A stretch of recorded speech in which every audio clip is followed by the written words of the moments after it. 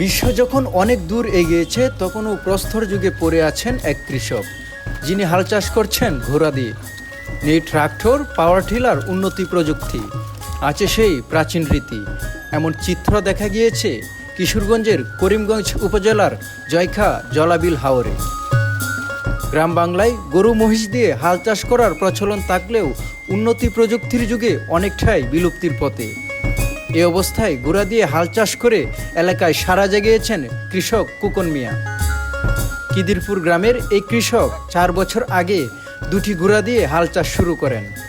নিজের জমিসহ অন্যের জমিও চাষ করে জীবিকা নির্বাহ করছেন। হাল চাষের আয় দিয়ে ফিরিয়েছেন আর্থিক সচ্ছলতা। আমি 4 বছর ওই সামনে ঘোড়াডি আনছি, আমি নিজেও চাষ করি, জনগণেরও আমি চাষ করি। তা আমি সবাই আমার ডাকে বিলে আমি ঘোড়াতে মই দিলে গৃহস্থের আপনার লাভবান আছে।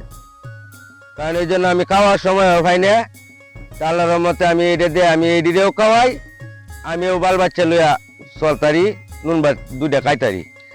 এরপরে আপনার বাচ্চারা লেয়া ভরাও করাই।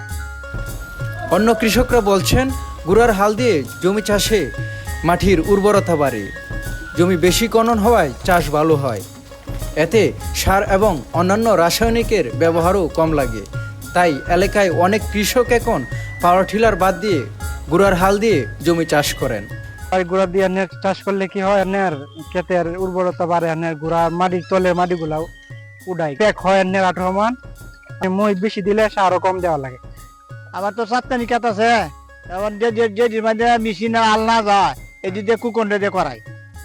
আমরা তো যে আল চাষ করি টিলার থেকে আপনার এই ঘোড়ার চাষে ভালো বেশি।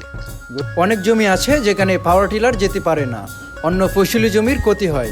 সেখানে ঘোড়া শক্তি ব্যবহার করে কুকন মিয়া কৃষিতে ভালো অবদান রাখছেন বলে মনে করেন এই কর্মকর্তা। এটা 2টা সুবিধা। একটা হচ্ছে যে ছোট জমিগুলোতে অনেক সময় রাস্তা সরু থাকে, ওইখানে পাওয়ার টিলার ট্রাক্টর প্রবেশ করতে পারে না, ওই জায়গাগুলোতে ঘোড়া দিয়ে সহজে হাল চাষ করতে পারে। আরেকটা হচ্ছে যে মই দেওয়ার কাজে ব্যবহার হয়, জমিটা সহজে সমতল করা যায়। ঘোড়া একটি শক্তিশালী প্রাণী। আমি এই ক্ষেত্রে যেহেতু খোকন মিয়া এই পুরাতন ঐতিহ্যটি এখনো ধরে রেখেছে, আমরা সাধারণত লাঙ্গল জল এবং গরু দিয়ে হাল চাষ এটা দেখে এসেছি, এবং ঘোড়া এই ক্ষেত্রে ব্যতিক্রম, এবং ঘোড়া গরুর চেয়েও অনেক বেশি শক্তিশালী প্রাণী, এবং এই শক্তিশালী প্রাণীকে সে যে নিজের বুদ্ধি গুণে ব্যবহার করতেছে, এটা অবশ্যই প্রশংসার দাবিদার। ঘোড়া দিয়ে হাল চাষ করে কুকন মিয়া যেমন আর্থিকভাবে হয়েছেন স্বাবলম্বী, তেমনি কৃষিখাতে ভালো অবদান রাখছে এমনটাই মনে করছেন কৃষি সংশ্লিষ্টরা। Monir Hossain, Bangla vision digital, Kishoreganj.